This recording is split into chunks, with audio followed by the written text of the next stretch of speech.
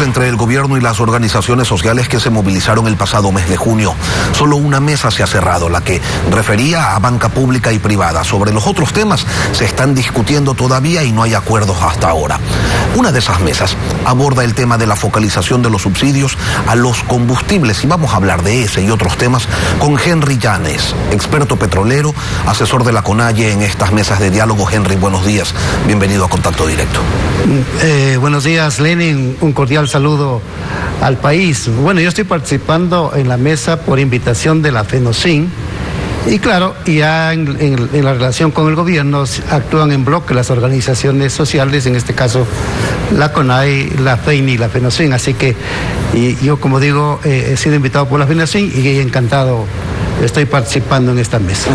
Valga la aclaración. Empecemos por el principio, Henry. ¿Por qué un país petrolero debe pagar subsidios? ¿Por qué tenemos que importar derivados para satisfacer la demanda interna? Lo que sucede es de que en el Ecuador, de no llevarlo al petróleo hacia la petroquímica. Los especialistas de la refinación de petróleo, de productos petroquímicos, dicen que actualmente del petróleo se derivan, llevándolo al petróleo, a la petroquímica, se derivan aproximadamente 4.000 productos, ¿no? Y el Ecuador tenía ese planteamiento, el impulsar ese tipo de iniciativas en los años 70, pero lo truncaron, yo diría que lo bloquearon, yo diría que prácticamente lo neutralizaron al Estado a que aproveche esta ventaja competitiva frente a los países latinoamericanos, frente a los países del Caribe, que si hubiese industrializado el petróleo, sacando derivados, gasolinas, diésel, gas, lubricantes, productos sintéticos, fibras sintéticas, ¿no? Fertilizantes, urea, mire, el Ecuador estuviera con su economía a la altura de Japón, ¿no? O de cualquiera de los países europeos. ¿Y cuánto le cuesta, Henry, al país, según los análisis, el importar esos productos, esos derivados, esas cifras, esos fertilizantes, esas naftas? Solo les voy a mencionar en 3 productos, ¿no? En el periodo enero del 2007 al 31 de diciembre del año 2020, solo en 3 productos, naftas, diésel y gas licuado de petróleo. El Ecuador importó, o el Estado importó en esos 3 productos, sin tomar en cuenta toda la otra gama inmensa de productos, importó 51.360 millones de dólares, casi el 50% del Producto Interno Bruto actual.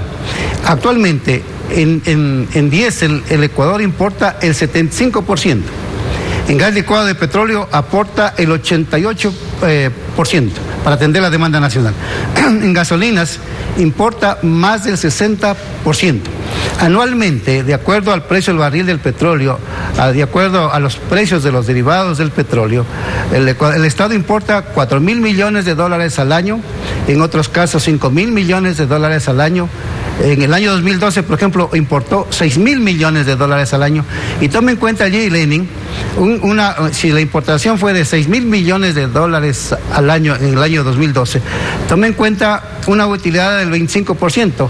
Estamos hablando de 1.500 millones de dólares al año solo de utilidad para los importadores. Eso implica más de 100 millones de dólares al mes. Significa un desangre económico, una descapitalización de la economía nacional, porque nosotros en un país dolarizado lo que tenemos que hacer es que vengan los dólares y en lo posible que no salgan los dólares, ¿no? En tipos de bienes y servicios que bien los puede producir el Ecuador. Ahora, hay utilidad para el importador, sin embargo, hay también subsidio, porque estos productos que se importan no se venden al precio al precio que costaron, ni siquiera en los mercados internacionales, sino más barato. ¿De cuánto es el subsidio? Sí, para que haya una comprensión clara en la audiencia, ¿no? En el año 2002, me voy a referir al GLP, al gas licuado de petróleo. 1 kilo de gas producido en el país era de 42 centavos de dólar.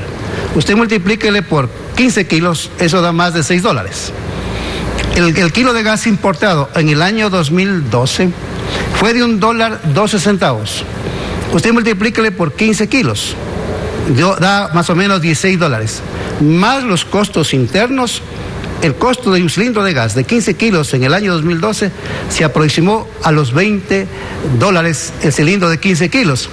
¿A cómo lo vendió el Estado en el Ecuador, en el mercado interno? A $1.60. Y entonces, eso realmente es una cosa tremenda. Y claro, y eso significa además que no hay el control de los combustibles en el mercado interno, entonces hay un enorme contrabando. Ahora, en el caso del gas, Henry, se podría hablar de una inyección directa en la economía, sobre todo de las familias más pobres. En el caso de los combustibles, de la gasolina, del diésel, ya la historia es distinta, no corre el mismo análisis. Ahora, las refinerías que tiene el país sirven para poco. Recordemos que durante el correísmo se repotenció la de Esmeraldas, se anunció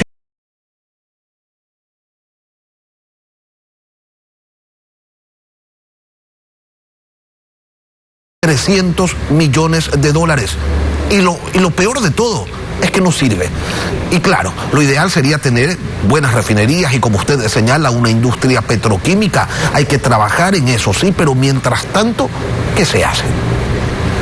Sí, en el caso de la repotenciación de la refinería Esmeraldas, la empresa que construyó la planta actual tuvo un costo cerca de $114 millones para procesar 55,000 barriles por día. A ese valor la construyó Sumitomo Chiyoda. Y luego se la subió a 90,000. Y el costo de esa ampliación no superó los $200 millones. En los años 90, la Sumitomo Chiyoda, nosotros teníamos información que quería ampliar la planta de la refinería Esmeraldas para procesar crudo liviano en $187 millones. No 2.300 como pasó a la factura el gobierno de Correa, y prácticamente eso no sirvió para nada, fue dinero al agua, ¿no?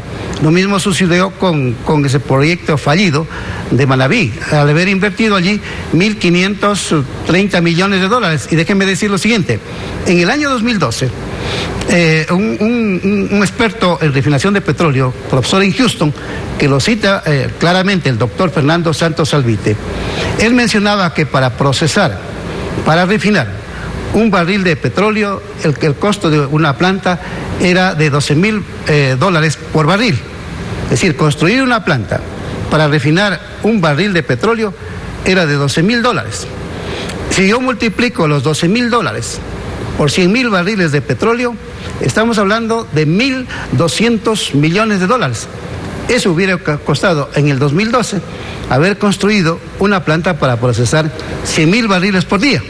Y no lo que nos propuso Correa, de que eso costaba más de $13,000 millones para procesar 300,000 barriles por día, que no tenía ninguna lógica, ningún estudio económico, ningún estudio técnico para eso. Henry, allí sí hay una refinería, lo que pasa es que nosotros no lo vemos.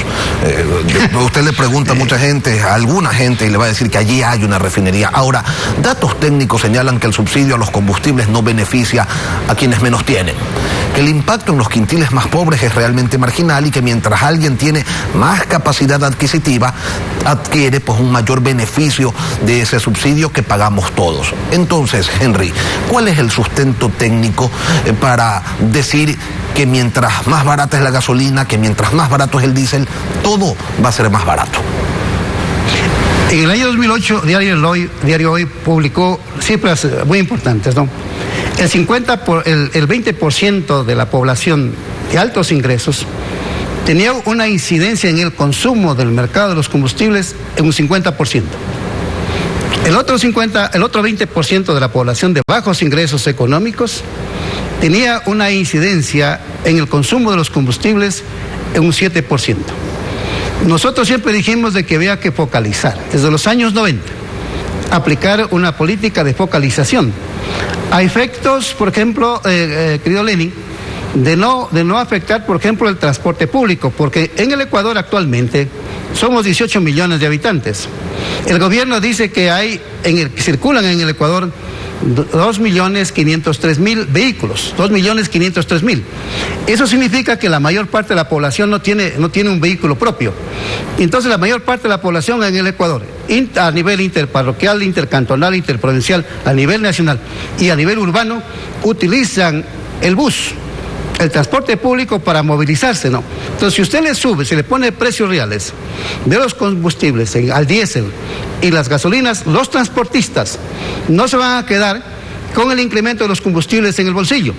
Ellos le van a transferir ese alto, el precio real de los combustibles a la tarifa del transporte.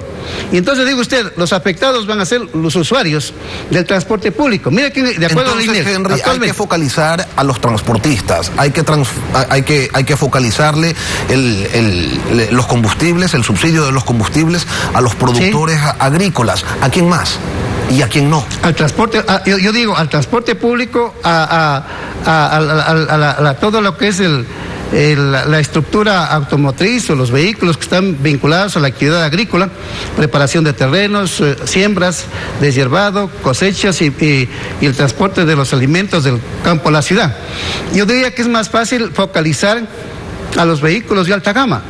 Y los precios actuales, querido Lem, yo le digo con toda claridad al país, los precios actuales tienen que mantenerse hasta no presentar una propuesta técnica, económica, de focalizar el subsidio de los combustibles, que para ello usted tiene que tener un gobierno electrónico que controle el despacho de los combustibles en terminales, que controle el movimiento de los combustibles en autotanque o en tanquero, desde los terminales hasta las estaciones de servicio, y que controle la venta de los combustibles en las estaciones de servicio.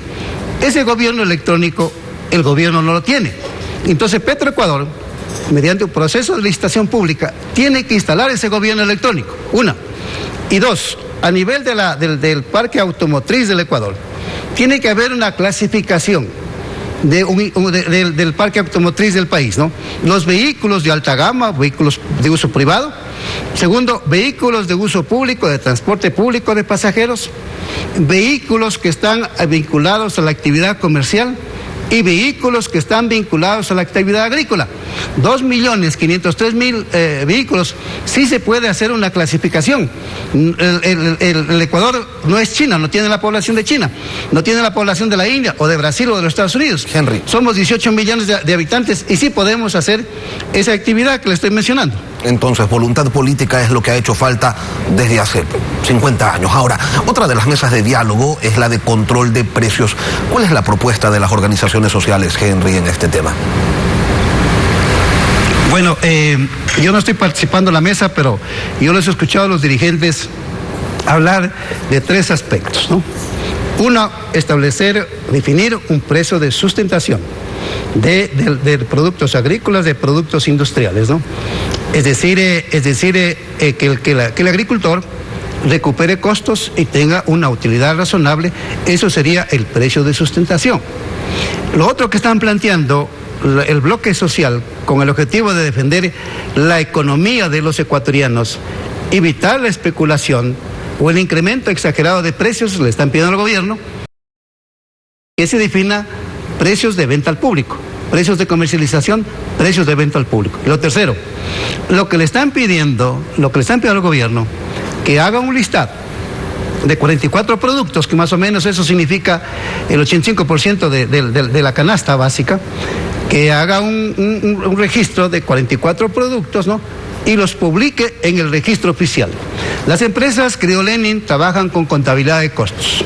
Los contadores saben los costos que se dan mensualmente en las empresas. Sí se puede mediante, asimismo, un sistema electrónico, sí, Henry, hacer ese trabajo. Henry, pero ¿cómo hacemos con los productos que tienen componentes importados? Así como la las de afuera. Acá también hay productos que no están sujetos a las decisiones del gobierno ecuatoriano ni a los pedidos del movimiento indígena. Hablemos del pan, la harina se importa, las grasas vegetales también. Hay una guerra, una escasez, problemas logísticos de transporte y los precios suben, se disparan.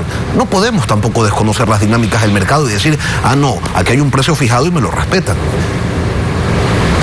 Sí, pero claro, esos precios fijos tampoco, digo usted, deben estar registrados en piedra, no deben estar escritos en piedra. También deben moverse hacia arriba, hacia abajo. Hoy en día, cibernética, y hay que hacer uso de esa herramienta electrónica. Lamentablemente el gobierno no lo hace. Y entonces, claro, lo que usted dice, ahora hay una invasión de Rusia a Ucrania, y eso está afectando, por ejemplo, en lo que es el comercio internacional de importación y de exportaciones tanto de Rusia como de Ucrania, en donde el Ecuador ha comprado productos y ha vendido productos, y eso, claro, afecta a la economía nacional. Dios quiera que no haya una recesión en Estados Unidos y que eso va a afectar la producción, las exportaciones del Ecuador, y eso va a afectar el ingreso del dólar al país. Esperemos que eso no se dé. Pero yo al final le digo, querido Lenin, que en el caso de los combustibles hay que trabajar urgentemente también en la construcción de una refinería de petróleo. El gobierno tiene que cumplir lo que dice la ley de hidrocarburos a efectos de abastecer el mercado nacional con productos nacionales y evitar las importaciones, la salida de divisas y la descapitalización del país. Pero una refinería que se vea, una refinería que todos veamos, una refinería que una refinería que bien la puede construir el gobierno en menos de 3 años y con un presupuesto que no va a superar los $1.500 millones, y allí hay que hacer una alianza estratégica entre el capital privado y el Estado. Henry Llanes, asesor de la FENOCIN en las mesas técnicas. Gracias por acompañarnos, Henry, aquí en Contacto Directo. Muchas gracias, Lenin. Un cordial saludo para usted y para la audiencia. Un buen día. Al volver, la abogada Livia